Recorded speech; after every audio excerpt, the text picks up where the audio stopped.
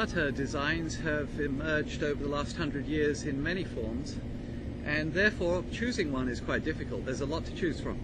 It used to be pretty simple. There was a simple blade-like instrument, not unlike a cleek, only with a little less loft, and that was about it. Then they started to add a little muscle here. It looked nice, and then they started to evolve even more severely.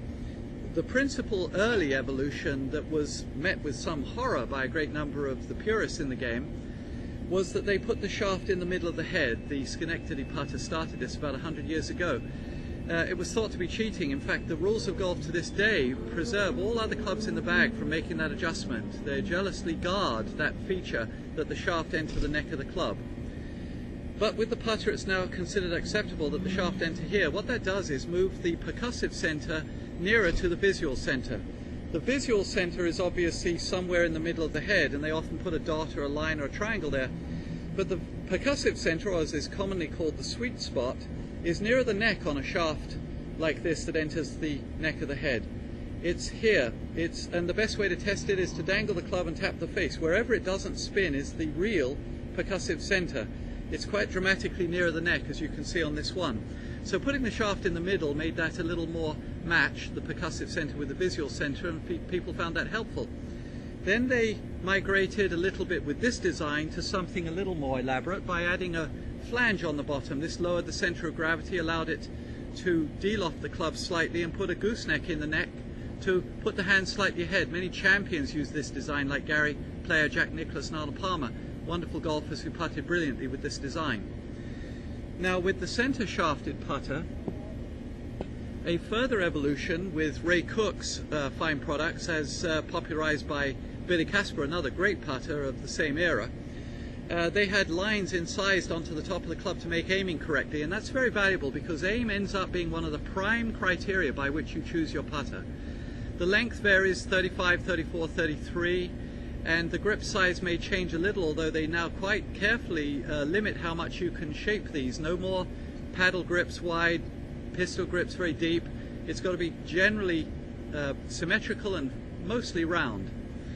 But the shape of the club head and the line on the club face can help you to aim. So they have lines here, and we want to find a club that you aim with great ease. So have a friend help you. Pick one that when you say you're aimed at the target, it actually is. You'll be surprised how often you're not. Once you've got the aim right, we want to get the speed correct, and that's the product of the lesson on how to judge speed. And that also relies on you stroking the ball with consistency, another lesson also. Now these putters then further evolved to make aim even easier.